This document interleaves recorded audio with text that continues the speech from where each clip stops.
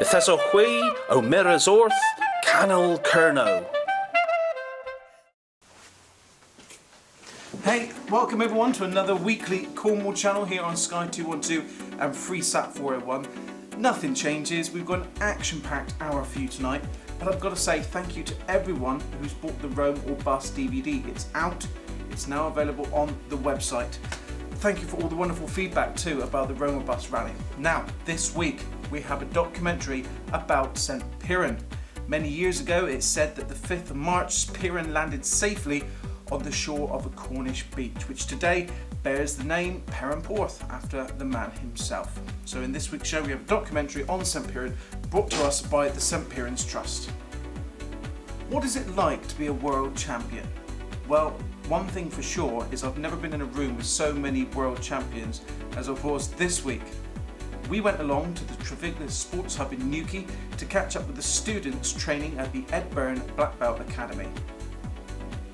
Really excited tonight because we have the first in a series of official broadcasts from Cornwall Council.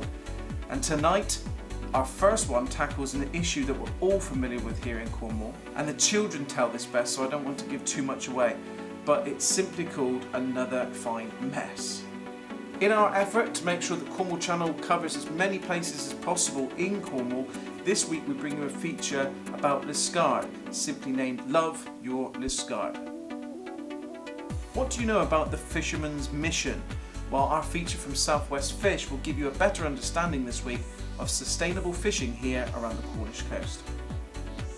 Really excited this week as a new associate producer joins the Cornwall Channel network, and that is Zachary Crawley, and he brings us a feature on recording studio that is making recording available to everybody. Ben Stevens from Delicate Trade and the students at Truro College bring us the 4th episode of Cornwall MasterChef this week, filmed at Cornwall College. Inspiration. What do you want to do with your life? What do you want to do? Do you want to present TV? For all those people that say you can't do it, you can. And inspiration is what is the focus in this feature tonight with Space Youth Club, which works with the youth to help focus the mind on doing just that. The Friday Night Project features later on in the programme. And to finish this week, our friends from Visit Cornwall brings us a digital postcard from the Rame Peninsula, suggested by one of the interviewees in the film as Cornwall's Forgotten Corner.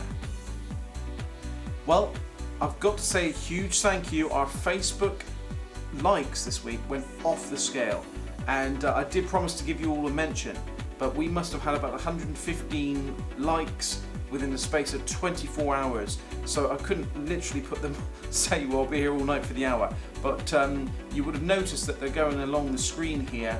This is all our Facebook fans that's liked us this week, and thank you, just thank you so much. Keep telling people, the network is growing. It's been a really interesting first year, but more and more people are starting to know about the Cornwall Channel, and it is your channel, so whatever you've got going on, get in contact with us. cornwallchannel.co.uk, Facebook and Twitter, we're on both of those things as well. So enjoy the show, and I will see you again next week.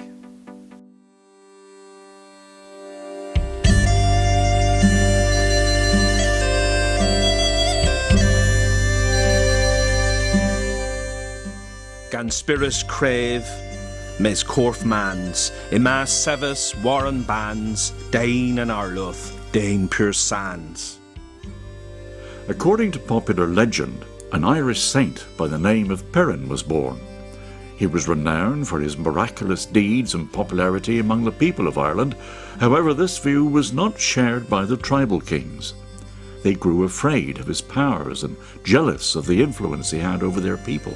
They ordered that a millstone be tied around his neck and cast him off a cliff into the ferocious seas. Well, as Piran's laden body touched the surface, immediately the storm ceased, and the sea became calm. The kings and followers watched on as St. Piran floated on the millstone, heading for the Cornish shores. It's said that on the 5th of March, Piran landed safely on the shore of a Cornish beach, which today bears the name Perranporth, after the man himself. The 5th of March was a date which became significant in Cornwall as St. Piran's Day. During his time at Perranporth, St. Perrin built a chapel to preach Christianity, and it's believed his first converts were a fox, a badger, and a boar. Today, this chapel is recognised as St. Perrin's oratory. Later, news of his Christian teachings spread, and many Cornish folk flocked to see him. This is how legend has it that a man from Ireland came to be known as the national saint of Cornwall. The origin of the national banner of Cornwall is also said to date from this time. When St. Perrin lit a fire on his black hearthstone, evidently a slab of tin bearing ore, the tin rose to the top in the form of a white cross. The white cross on the black background of St. Perrin's flag is also believed to symbolise the light of truth shining in the darkness, a reference to the early Christianity he helped to bring to Cornwall. In the light of all this, however, we can only wonder about who St. Perrin really was, where he came from, and how he arrived on the shores of Cornwall, as many people have claimed many things, but nothing is certain. The only thing we can claim for certain is that whoever he was and wherever he came from, St. Perrin lives on in the hearts and minds of the Cornish people in Cornwall, and indeed around the world. This is clearly demonstrated by the many events put on every year to celebrate St. Perrin's Day that focus on the distinct culture and identity of Cornwall. The events include traditional plays and a march across the dunes at Perrin Sands to the much-acclaimed oratory and the later medieval church. Perranporth comes awake and alive on the eve of St. Perrin's Day. We have St. Perrin celebrated by coming in on the tide from the sea, just as he would have done when he landed on our shores. The Life-Saving Club use their lifeboat or life raft and bring him in, and it's an amazing sight to see him floating on top of the waves. He's a bigger than life-size model, and it's amazing how he can float through those waves right onto the beach. Then the people of Perranporth School surround him, and the men carry him on a shoulder bier, and there he is, towering above the town, marching through the town. And all the children are following, dressed as bell maidens and tinners with little lanterns. They paint banners, and their work is very much appreciated. People come from all around. It isn't just a Perranporth celebration. And they all end up in the Memorial Hall with the ceilidh. So it's a really good evening, and it's teaching the children about our heritage. Then, of course, on March the 5th, or the Sunday closest as we do it now, the play takes place on the dunes, and after that we all gather round, flying the flags of St. Perrin, carrying the old Cornwall banners, wearing Cornish tartan, and we all sing Trelawney because we're so proud of what's gone on in the dunes and our saint and our oratory. St. Perrin's oratory, or chapel as it's also known, is maintained by local tradition to have been built in the 6th century by St. Perrin himself. It is an early Christian chapel with a cemetery which is situated on Gear Sands, about 2 kilometres east of Perranporth, and has been claimed as the oldest Christian building on the British mainland. The oratory itself was a compact building with a small nave and chancel, the two separated by a wooden rood screen. A stone bench extends around much of the interior, and there are doorways to the south and east. The southern doorway was at some time rebuilt with 3 carved heads incorporated into the arch. This is known to be the last addition to the structure before it was abandoned.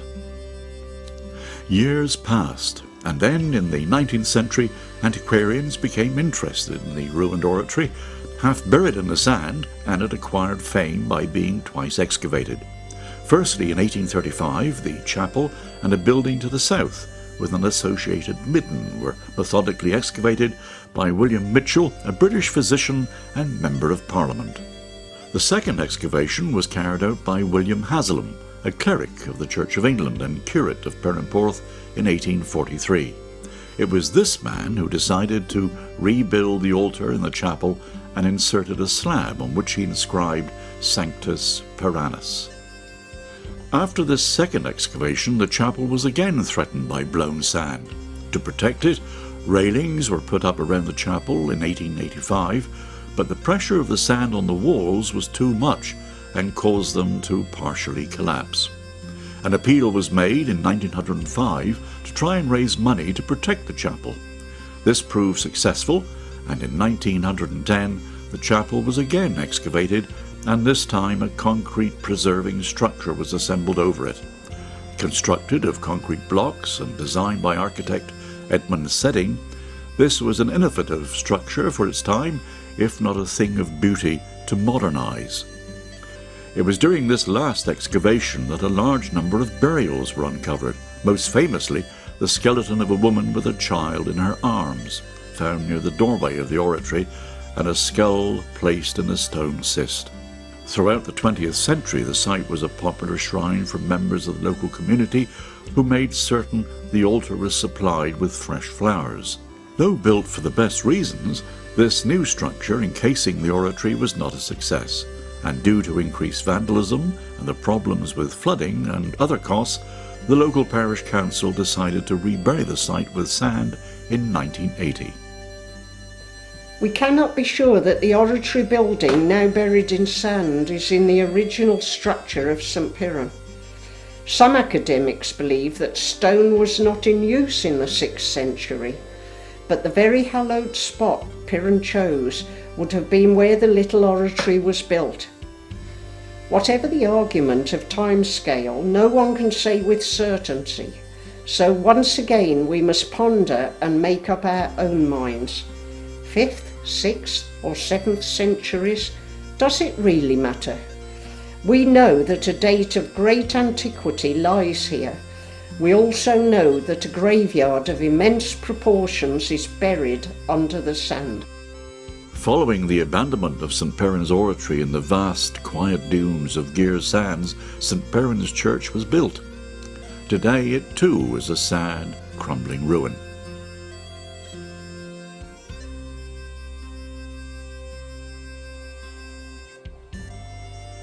During the 14th century, the church was extended with the south chancel and south nave aisles, tower and porch were added.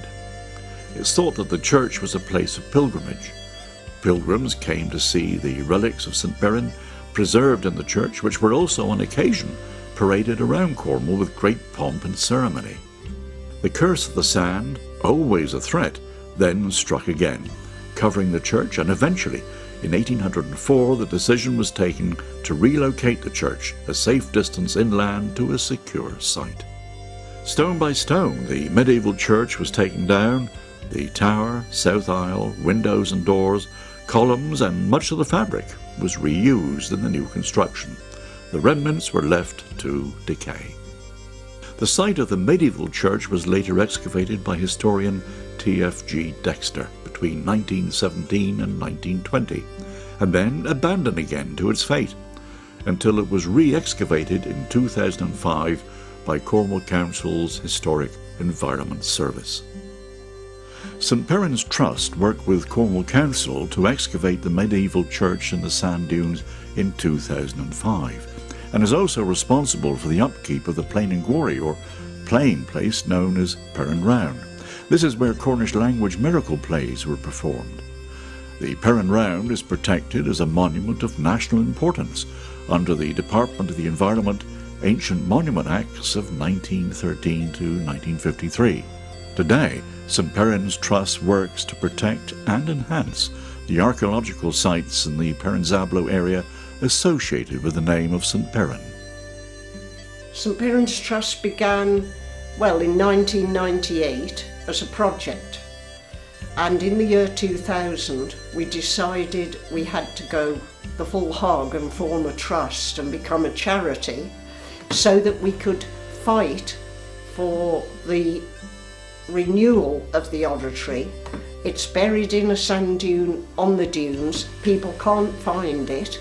I think it's shameful. It's the oldest known building of Christian worship with the four walls still standing on the mainland of Britain, which makes it of interest to everyone in Britain. And we think it's about time the oratory was brought back to life by the Trust with the help of the Historic Environment Service and given back to the people of Cornwall. The St Piran Trust is working hard to unearth St Piran's oratory once again. It's also raising money to make it happen. This is an important building. It's an iconic building of great importance to Cornish national identity. It's important to our past. It's important also to our cultural future. Why not see what you can do? Join us, help us to raise the money and make this project a reality. Get in contact with the St Piran Trust and see what you can do. Thank you for your support.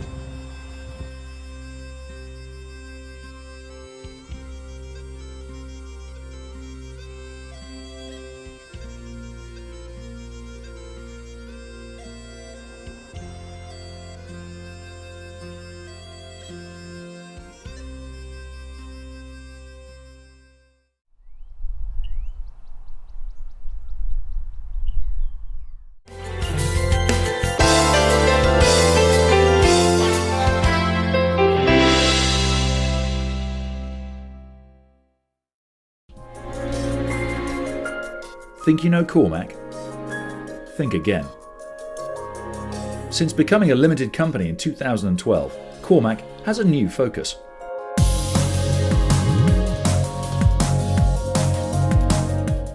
Previously associated with large, road-related council-funded projects, we've changed our outlook and now provide our many services to the general public.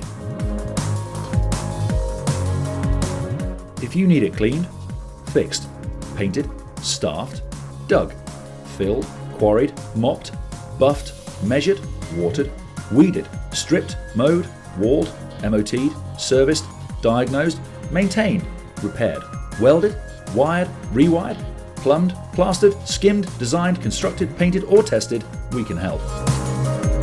And with our commitment to safe practice, you know that when Cormac do the job, it's done right, first time.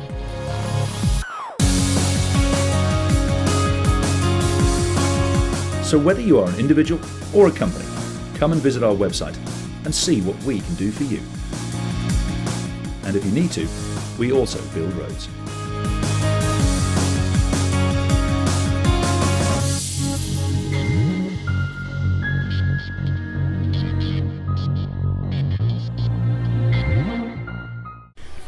The new Indian takeaway in St Austell, Spice, is located at 6 Port Pian Road.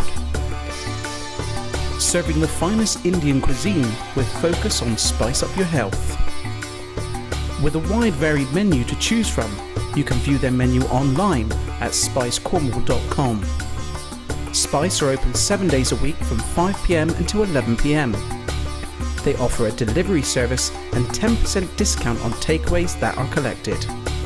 Phone your order through now on 01726 755 75.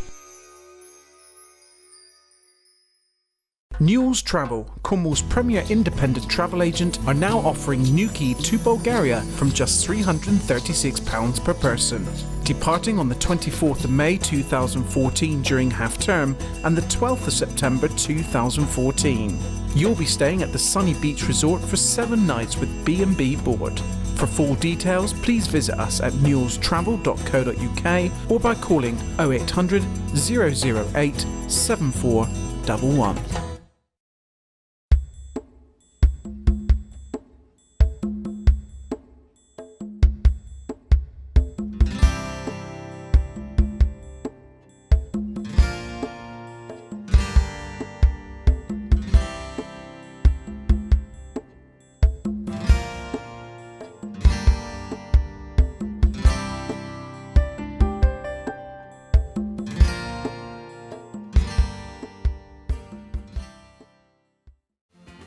Looking for a home maintenance company you can trust? Ocean now provides a whole range of expert maintenance services, from heating, electrics and plumbing to refurbishment and roofing. And thanks to our 24-hour emergency call-out service, you're always covered. Ocean, we do more than you think. To find out more, call St Austell 874488 today or visit www.morethanyoutthink.co.uk.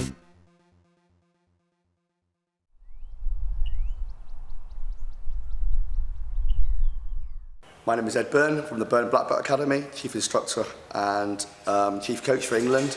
We are now at the Sports Hub in Treviglus College in Newquay, and you are watching the Cornwall channel.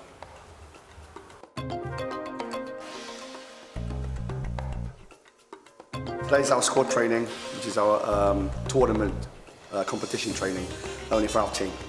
So we'll be covering different aspects of martial arts warm-up and fighting strategies. We're also joined by some Taekwondo students from Bath University today. Guard up, miss and hit. Good, miss and hit.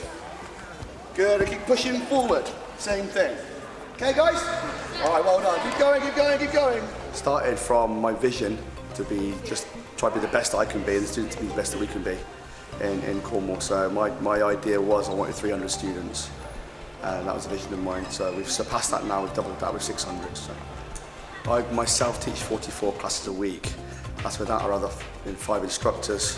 So we've got the website, and we teach inside schools as well. We do after-school programs, so people that can't get to our evening classes as well, they can come straight from school to our after-school programs. And we teach as far down as Helston and Hale, right up to St Clear and Lou and Liscott.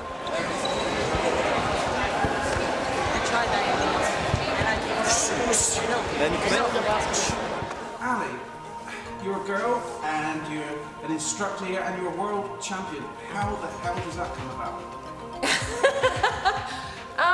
I sat for years watching the kids fighting, and I thought, well, I can do that. So I started, went up through the belts. It took me, I think, 4 years to get to black belt. And then Ed approached me then, asked me if I would, he didn't have any female instructors, asked me if I would give him a hand, and started teaching it. And then just went on from there, really, fighting, obviously. So when I fight competitions and just became world champion eventually. 3 years later, it took me 3 years to become world champion. So one more time, slow it down.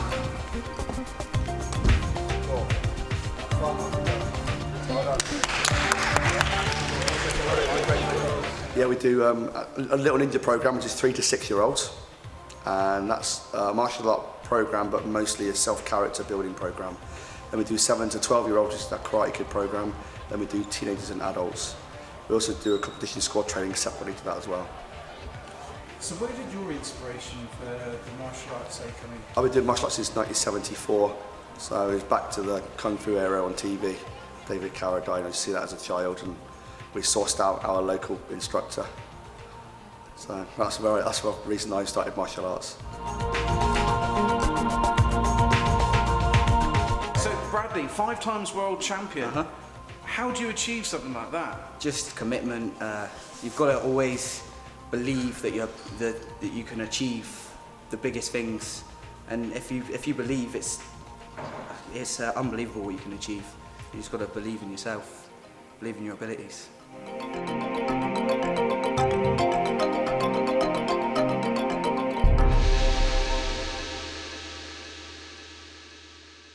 I really like doing karate because my dad used to do boxing. And babe, why do you come along? So I can defend myself in fights. Either go onto the website, which is www.bbba.co.uk, and all my numbers on there, all the classes are on there, so you can get hold of any one of us. Get hold of me personally as well for email. We've got a Facebook page as well, the Byrne Black Belt Academy, and just go from there. We give you 2 free weeks, and in those 2 free weeks, there's no obligation, so if you don't like what we do, you have lost nothing, and if you want to join us, you get a free uniform as well. So my group want to get involved as well, is that good? Yeah. Have any of you guys seen the free film 300? They'll give you a demo. They'll give you a demo, then we've got a copy, yes? Who's the spokesman? Ready, Sean? Kickboxers, what is your profession? Now everybody. Are you ready? What is your profession? Ready, stance! Attention. And bow. Thank you so much.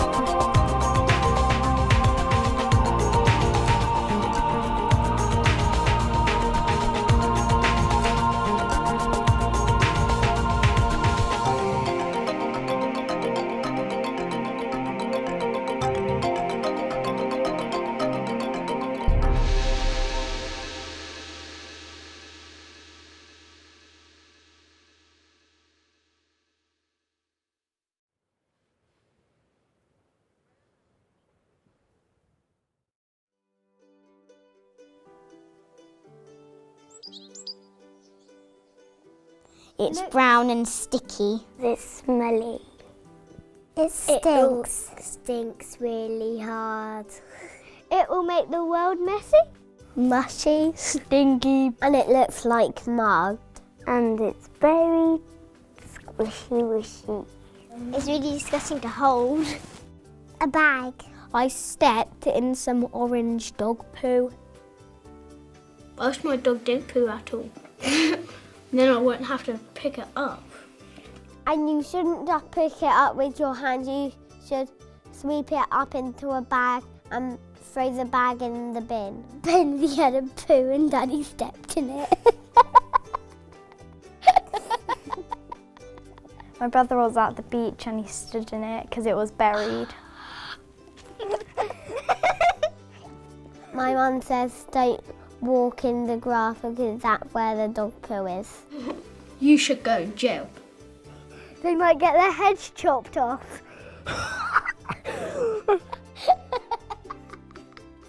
Please will you pick up your poo?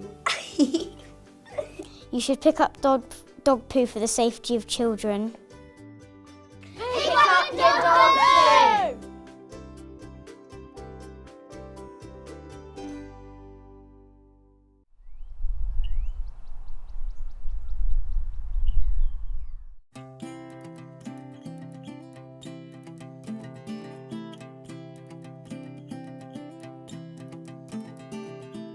Because it's where I belong. Because of my family. Quality of life. Because it's full of interesting people. Because it's given us the opportunity to share our love of cake. Full of family and friends. Because it's our home and it's enabled us to turn our passions into a business. Because I was born here and I married a man with a business. The boy stood on the burning deck and then he fell in the water. A unique coffee bar for a unique town. Because it's the perfect place between the moors and the sea. I'm pleased to have been here with the business for just over 40 years. I've been the town cobbler in Liscard for 25 years and I wouldn't want to do it in any other town. It's probably the friendliest town in Cornwall. We're here to help, advise and inspire. To change our lifestyle and escape the rat race. By buying a thriving business in a beautiful part of the country. Love Cornwall, love Liscard. Over 20 years in the high street for our independent bookshop. Lots of friends. Come and find a friend. Bring into town quality clothes in pre-loved condition. Because I'm born and bred, I'm a Liscard girl through and through. Because when my weather's good, why would I want to be anywhere else? Because I live here, and I make here, and I've been here a while. Read The Alchemist. We enjoy reputation for range and value. Because I wouldn't want to live anywhere else. We love its sense of community.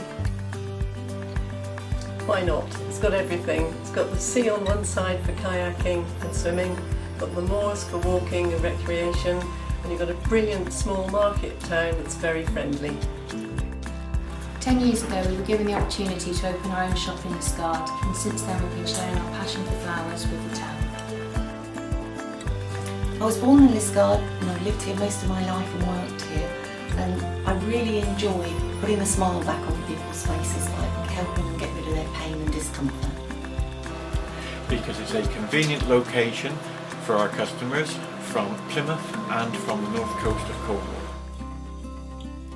Because we want to keep you warm. Well, we decided, why not? Cheesy smile.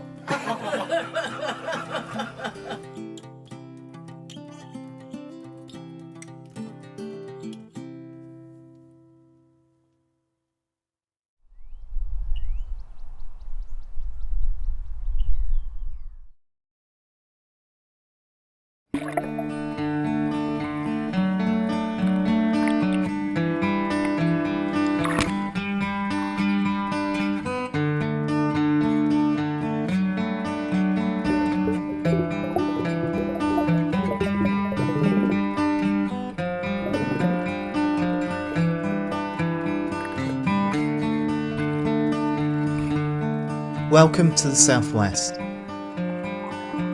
Devon and Cornwall, where we fish responsibly, respect the sea and look after the livelihood it provides.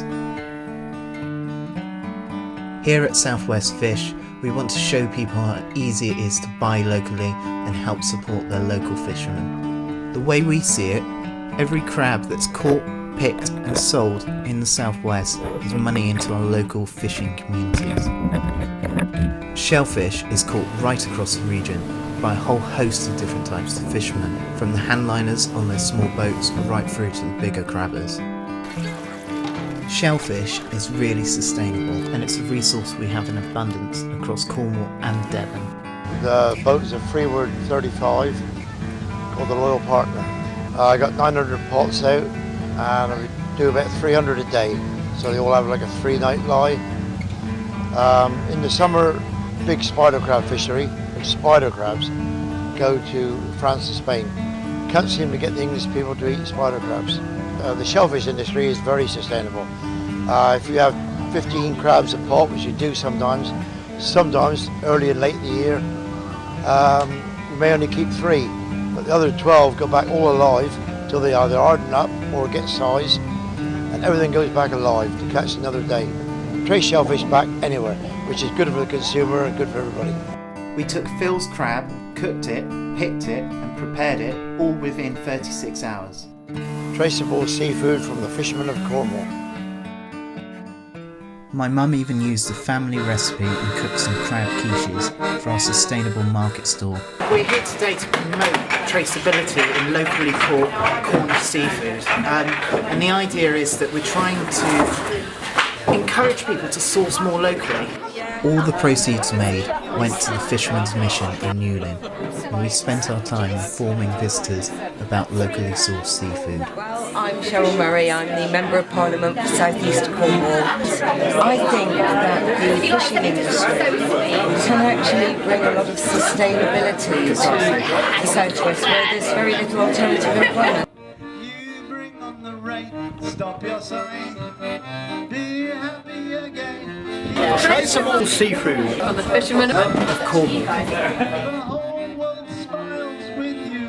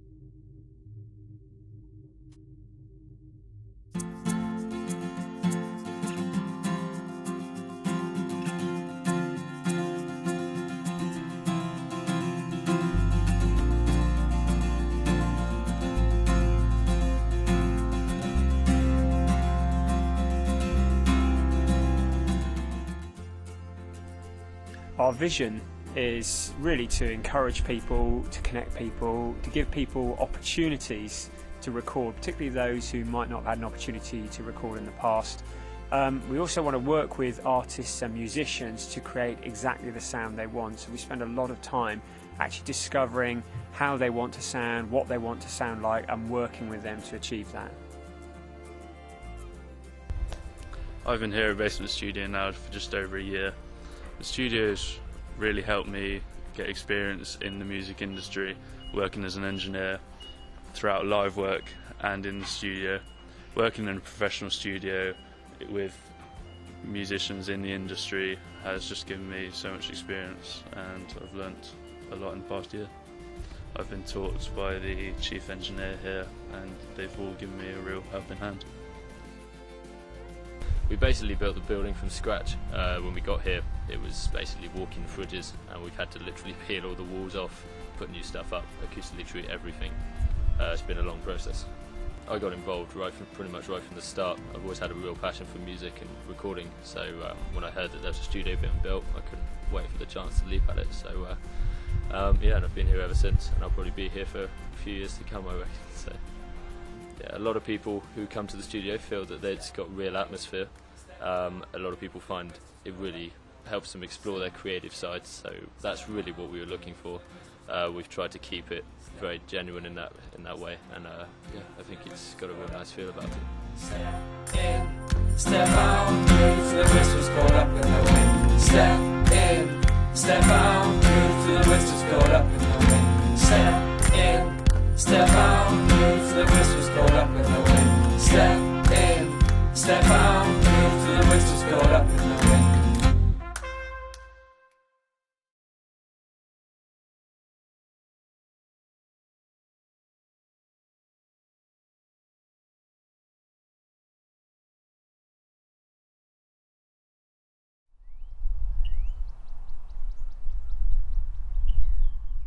BK Coatings was established in 1990 and specialise in all types of decorating and industrial coatings. We're located in St Austell but cover the whole of Cornwall and West Devon. We can provide quotation for a single room to complete internal and external, commercial and domestic, using our fully trained team.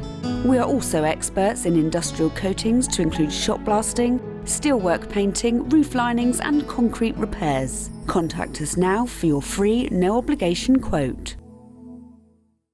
Go Jute is a company with Cornish roots but with a global reach with offices in Holland, USA, Australia and India. Specialising in premium quality jute and cotton bags for the individual customer and the corporate blue chip companies. Following the success of Go Jute, our sister company, southwesternlywindbreaks.com, is the first company in the world to offer an organic cotton windbreak printed with your corporate imagery, as well as a stock range of designer windbreaks.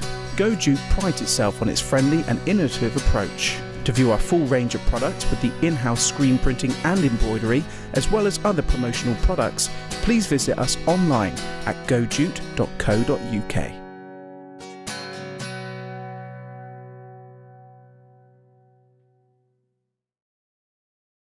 The Best Western Restormal Lodge Hotel, Lostwithiel, Cornwall, is an AA 3-star hotel with 36 rooms.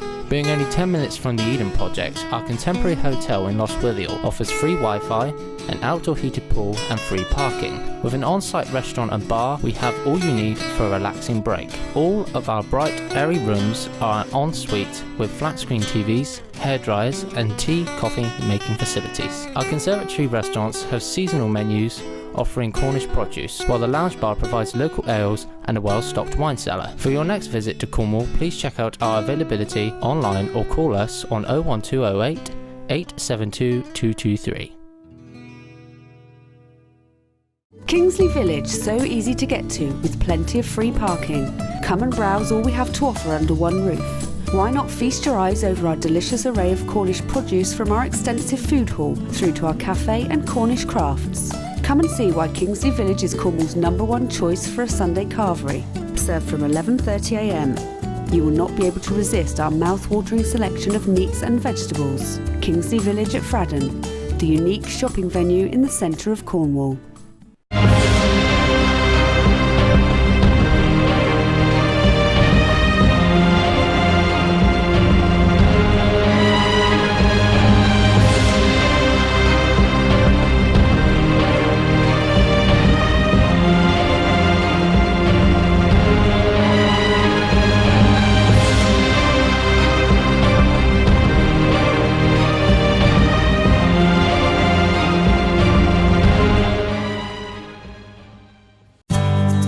Does your property suffer from mould and condensation?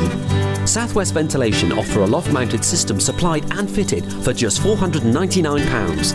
With a 5-year guarantee and running costs of around £0.01 a day, it's the ultimate cure for mould problems. For a free site survey, call today on 0800 5999 269 or visit southwestventilation.co.uk. That's southwestventilation.co.uk.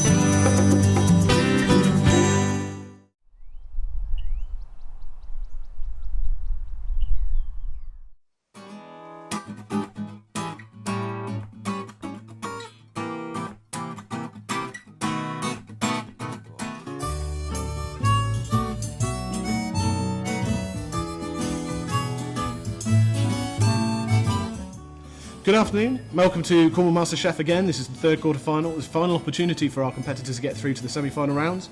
We've got Dan Foster and Toby Blight here today competing in a sudden death round.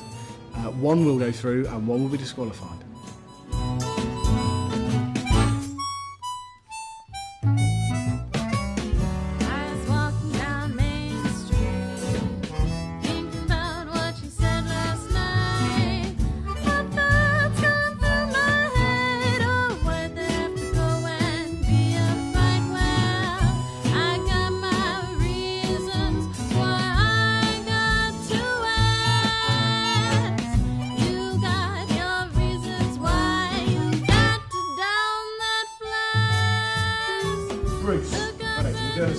What are you seeing so far coming out from the two competitors? Quite interesting. We've had a discussion amongst the judges so far about the menus and how they sort of read to begin with, and how the flavour profiles go together. Quite interesting to see how they're starting to develop and actually see how the dishes are being prepared. So it's quite intriguing. I'll be interested to see how the finished items come out. Anything really standing out already about something that you're looking forward to tasting, something new or creative? I mean, I've dealt with a lot of stuff in the past anyway, produce-wise. However, there's a certain element of foraging going on, which is one of these things I want to see how he has in balance with the rest of the dish and using it sensitively. So almost as though, has it added to the dish or is it just there for show? Absolutely. Fantastic. So prime importance there. Fantastic. Grant Mather, Head of Hospitality at St Austell College, where we're doing the round today. Anything that you kind of standing out for you that's important? The way they're working, really. They both seem to be working, they're really well organised, they're very clean and tidy. One of them is so calm that he's singing away in there. And that's in that environment, you know, in the sort of competition environment, it's nice to see that they're obviously in control of what they're doing, they understand what they're doing, which is a good sign. Yeah, and from my point of view, that shows that they've planned, that they're confident in theory, and that they're enjoying themselves. Yeah.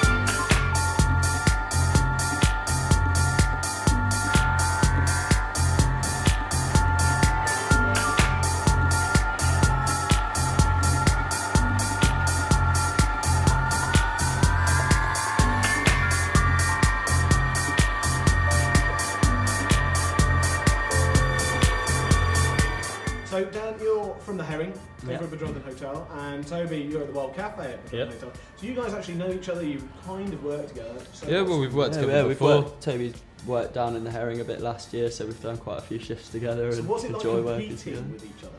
It's been quite fun, I think. Yeah, it's nice to compete, I think, against someone you know. You have that sort of comfy feeling that even whatever happens, it won't be that bad. Yeah. You know, I'll be happy for Toby if he knocks me out, and hopefully the same the other way. Possibly not, but yeah. No, that's fantastic, and it's been a very tough one for this competition, for this round, because actually somebody pulled out at the last minute, and you guys did kind of volunteer to do a sudden death round, which means that one of you is definitely going out today, which is a bit of a shame. Well, I think it would be, you know, we preferred one of us to go through on the merits of our food as opposed to both just be put through due to lack of chefs. Fantastic. We do have to choose a winner, okay? The guy that's going to go into the next round is you, Toby. All right? So well done, Toby. Okay. Where's the punches? All right.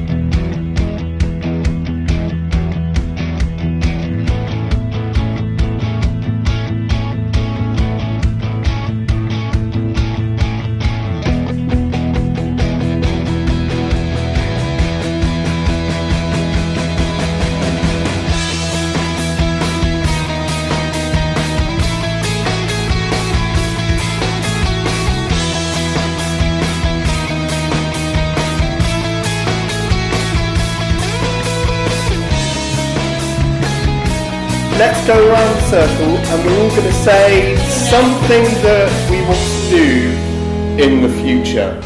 What do you want to do when you're older? Apprenticeship in catering. I could work in a sat-nav station. Have a job at the Duke of Cornwall Regimental Museum. Become a gym instructor. I'd like to be a builder. I would love, absolutely love to be the next Walt Disney. I want to get a caravan. I'm hoping to join the army or go into the lifeguard. But be a plumber and that. Be the next Doctor Who. Perform on stage.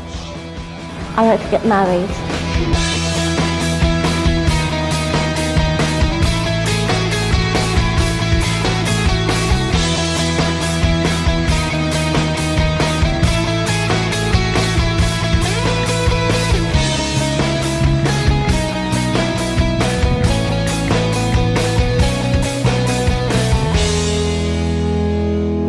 What was my biggest achievement? My Wego sculpture back in 2007 when I first came to Four Ways. There, it's a mix of a weasel and a seagull. My biggest achievement is doing a showcase that I did in 2012 at college. I work as Scout. What did you enjoy best, Martin? Native Sweden. My front scene. My favourite thing tonight was filming. What I enjoyed most was drawing this picture with Carl. I like the interview thing and I like making readings.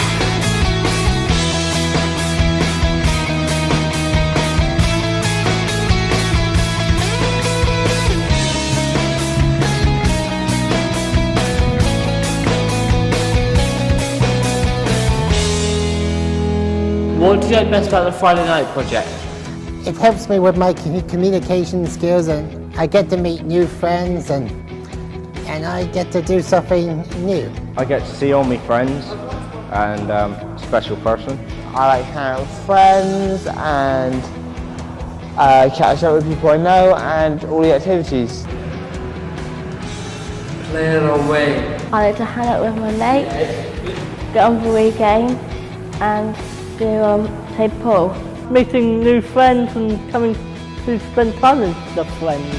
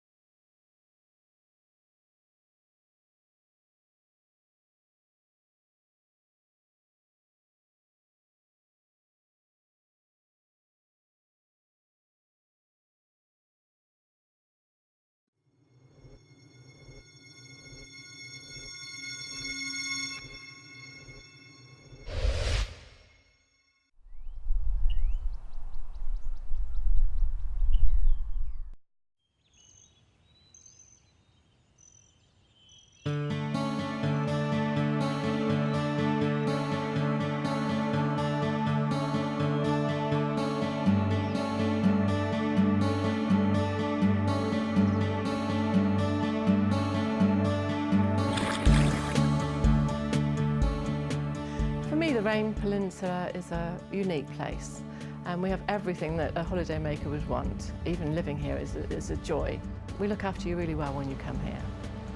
It's sometimes called Cornwall's forgotten corner, and it is. A lot of people think they know Cornwall, but this is a little gem tucked away in southeast Cornwall that sort of gets overlooked at times, and it really is worth a visit. Travelling by car, you have to go past the most stunning and breathtaking scenery. Whitsun Bay is just incredible, and for several miles you will have to look at the sea and just see how fabulous the place is that you're visiting. The amazing gold coastal path that we have around Rame takes you up to Rame Head, which is just the most breathtaking situation to look out from. You have to stop a moment and just look and think, wow.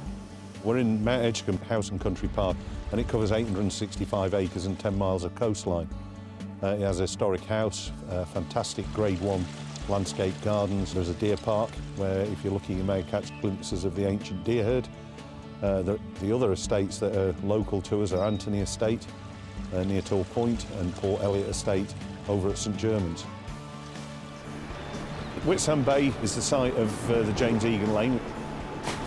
That's probably the most dived upon wreck in Britain and very popular with divers. And then quite close to it, they sank the former HMS Scylla as a dive attraction.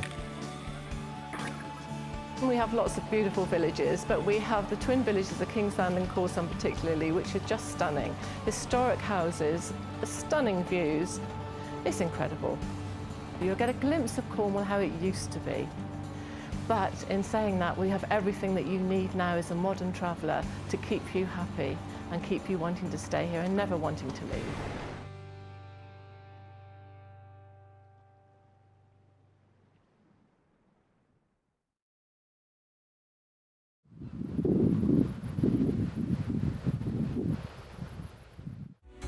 Thank you for watching this week's Cornwall Channel. We would love to hear from you, your thoughts and ideas for future Cornish programmes. This dedicated weekly channel for Cornwall on Sky and Freesat aims to deliver information and local programmes. If you have any news you think we should cover, then please get in touch using our website at cornwallchannel.co.uk or via our Facebook and Twitter pages. See you next week.